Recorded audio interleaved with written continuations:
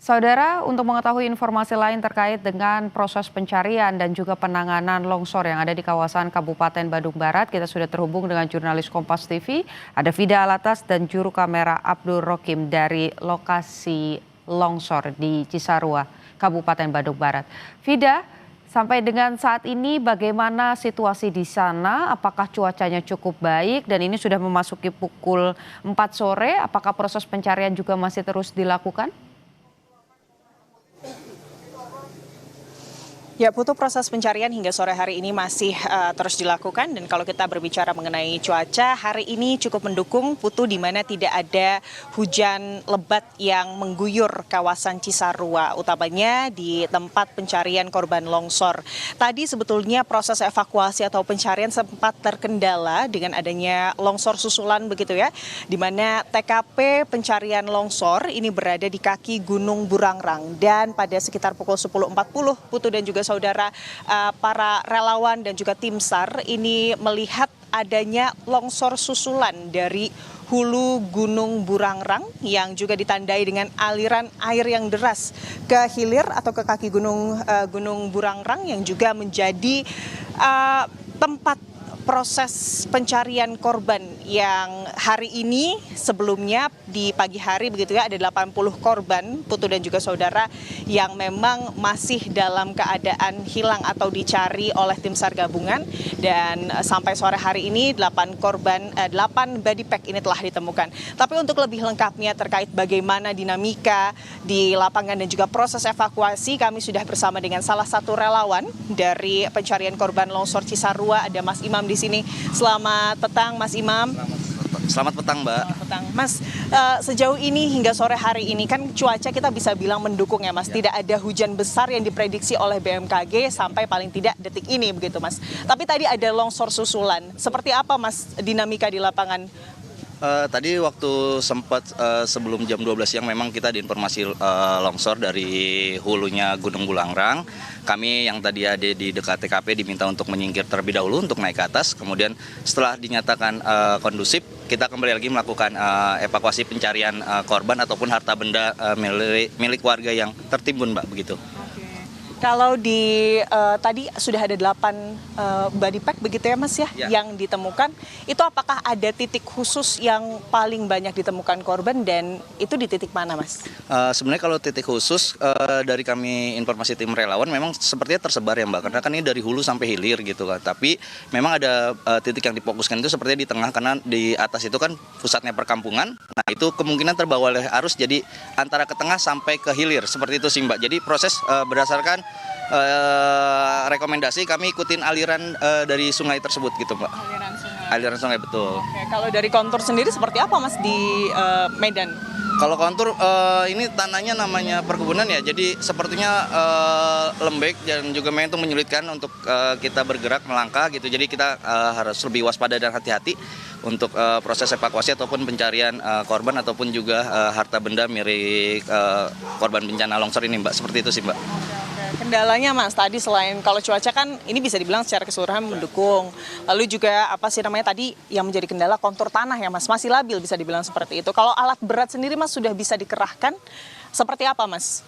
Sebenarnya kalau alat berat sendiri kami menginduknya mungkin nanti dari BPBD atau Basarnas ya. Tapi kalau kami yang di lapangan sendiri dari teman-teman relawan, kami secara mandiri manual itu kendala kami memang seperti alat-alat bantu perkakas, Mbak, seperti pacul, kemudian skop, linggis, karena banyak material yang harus diangkat gitu kan. Jadi kami membutuhkan beberapa perkakas seperti itu gitu, Mbak.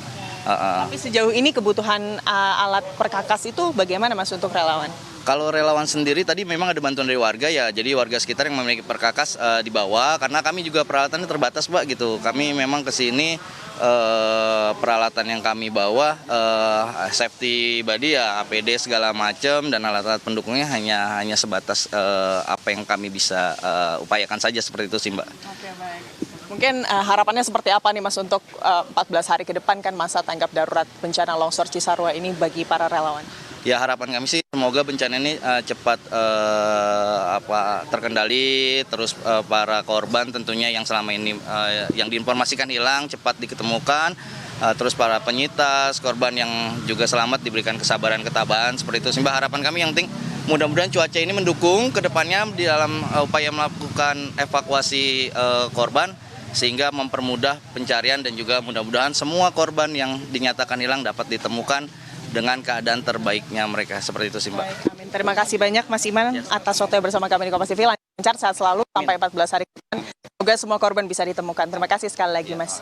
Itu tadi Putu dan juga saudara, kalau melihat memang luasan dari longsor ini juga menjadi tantangan karena tadi Kepala Basarnas menyebut bahwa luasan longsor dari mahkota titik awal longsor hingga ke lidah longsor atau titik akhir longsor begitu ya, Putu dan juga saudara, ini sepanjang jaraknya ini 2009 meter atau lebih dari 2 kilometer.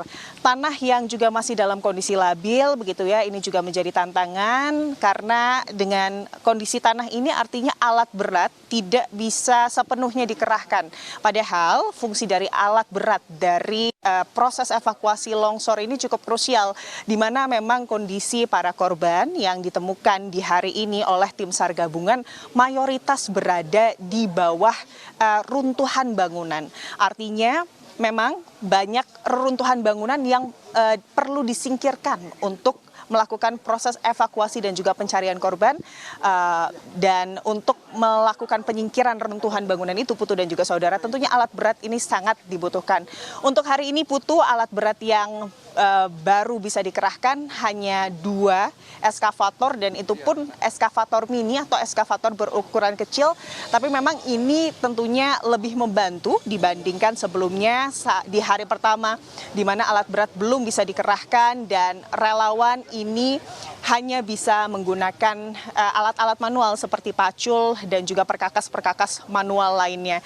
Dan untuk dari kedalaman timbunan longsor sendiri, Putu dan juga saudara, ini juga menjadi tantangan karena memang informasi dari Kepala Basarnas tinggi dari tumpukan longsor ini mencapai sampai 8 meter.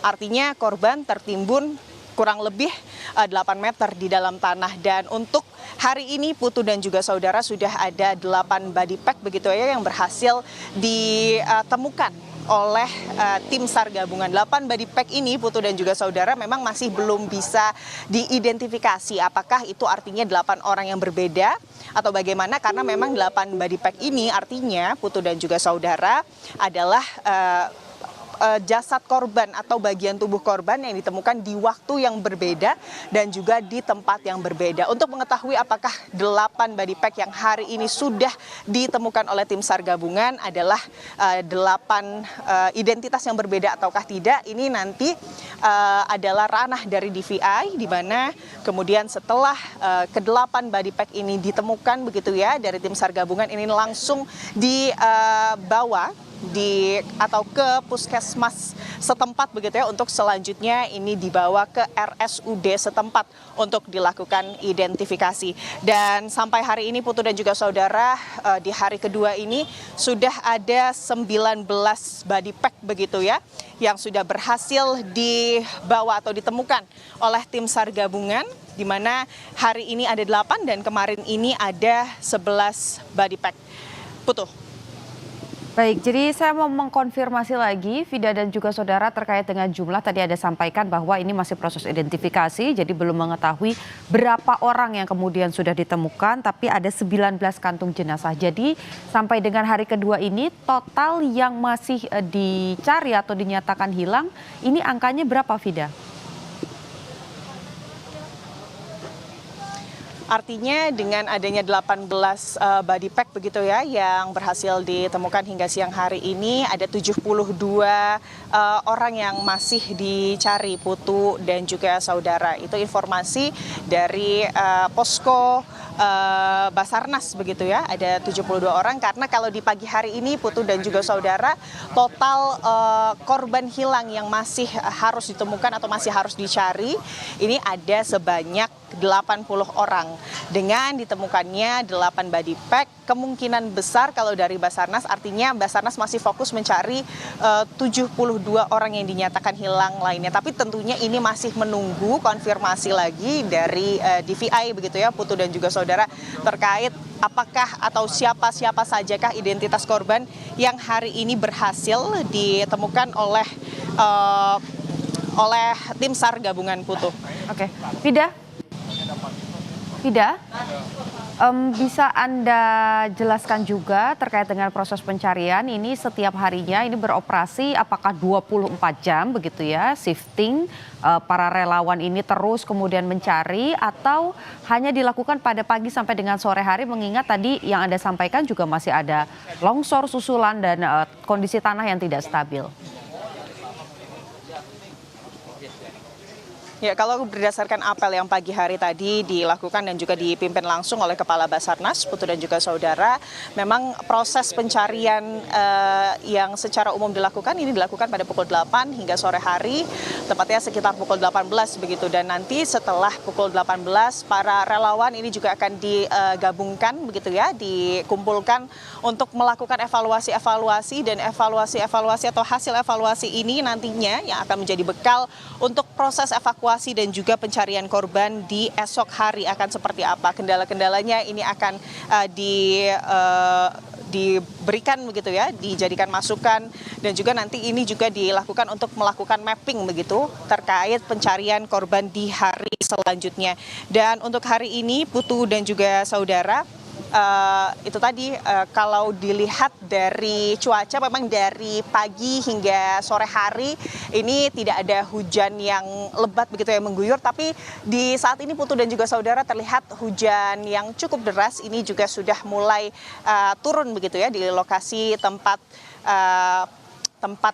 pencarian korban. Dan biasanya kalau memang hujan ini sudah terlihat lebat dan juga sudah berpotensi mengganggu atau menimbulkan longsor susulan, ini tentunya akan dihentikan sementara proses pencarian karena memang tadi arahan dari Kepala Basarnas untuk para petugas SAR yang hari ini berjumlah kurang lebih 400-an petugas SAR gabungan gitu ya Putu dan juga saudara, ini adalah untuk terkait kehati-hatian karena jangan sampai dalam melakukan evakuasi korban kemudian karena tidak mengutamakan keselamatan akhirnya ada korban tambahan itu. Baik. Yang tentunya menjadi hal yang digarisbawahi atau pesan dari Basarnas untuk proses evakuasi dan juga pencarian korban yang hari ini memasuki hari kedua dan nanti informasinya masa tanggap darurat bencana longsor di Cisarua ini akan berlangsung sampai 14 hari ke depan, Putu.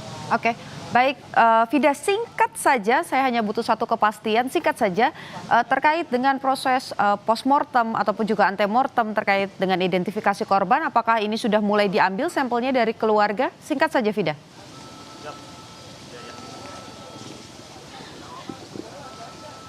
Ya, informasinya hal tersebut sudah dilakukan, Putu dan juga saudara, bagi warga yang merasa kehilangan keluarga atau kerabatnya. Ini memang bisa datang ke posko DVI begitu ya, yang berada di puskesmas setempat atau ke RSUD setempat agar kemudian saat adanya korban atau jenazah korban begitu yang ditemukan, ini bisa langsung diidentifikasi melalui DNA dari keluarga. Dan tidak hanya dengan proses postmortem begitu ya, Putu dan juga saudara, kami juga melihat banyak sekali warga atau masyarakat yang mencari keluarganya yang juga datang ke lokasi agar saat kemudian ditemukan jenazah ini bisa dikenali juga, Putu. Baik, terima kasih jurnalis Kompas TV Vida Alatas dan juga Abdul Rokim yang melaporkan langsung dari lokasi pencarian korban longsor Cisarua. Selamat bertugas, tetap hati-hati.